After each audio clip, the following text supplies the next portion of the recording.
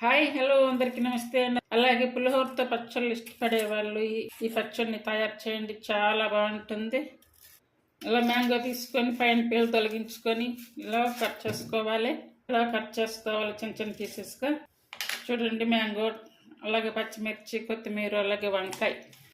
ఇప్పుడు స్టవ్ వెలిగించుకొని స్టవ్ మీద ఒక కడాయి పెట్టుకొని ఇందులో సన్నగా కట్ చేసుకున్నటువంటి మామిడికాయ ముక్కలు, అలాగే పచ్చిమిర్చి వేసుకోవాలి. అలాగే 1-2 స్పూన్లు ఆయిల్ వేసుకోవాలి. చూడండి, మిరపకాయలు అయితే ఇలా వచ్చాక తీసుకోవాలి. ఇప్పుడు వంకాయలు, ఇప్పుడు అదే పాన్ పెట్టుకొని టమాటాలు వేసుకోవాలి. ఆయిల్ వేసి మూత పెట్టి ఉడికించుకోవాలి. ఇప్పుడు కట్ చేసిన కొత్తిమీర వేసుకోవాలి.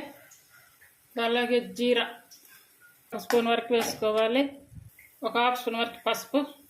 1 నిమిషం అలా ఉంచేసుకొని ఇప్పుడు స్టవ్ ఆఫ్ వేసుకోవాలి. స్టవ్ ఆఫ్ వేసుకొని ఇవి చల్లారి పెట్టుకోవాలి. ఇవన్నీ వేయించుకొని చల్లారి పెట్టుకున్నాము. ఇప్పుడు మ్యాంగో, పచ్చిమిర్చి, అలాగే వెల్లుల్లి, వంకాయ ఇవన్నీ వేసుకొని మిక్సీ పట్టుకోవాలి. ఇప్పుడు టేస్ట్కి సరిపడా సాల్ట్ వేసుకోవాలి. సరిగడు ఇది ఇప్పుడు కూడా పచ్చాగా ఉంది. బాగా వేయించుకున్న టమాటాలు వేసుకోవాలి. చూడండి, పచ్చడి అయితే కంప్లీట్గా మెదిగిపోయింది. మ్యాంగో రైస్ దానికి కాంబినేషన్కి ఈ పచ్చడి అయితే తయారు చేస్తున్నాను. ఇప్పుడు పప్పు పెట్టుకోవాలి. ఈ తాలింపులో ముందుగా తయారు చేసి పెట్టుకున్నటువంటి ఈ పచ్చడి వేసుకోవాలి.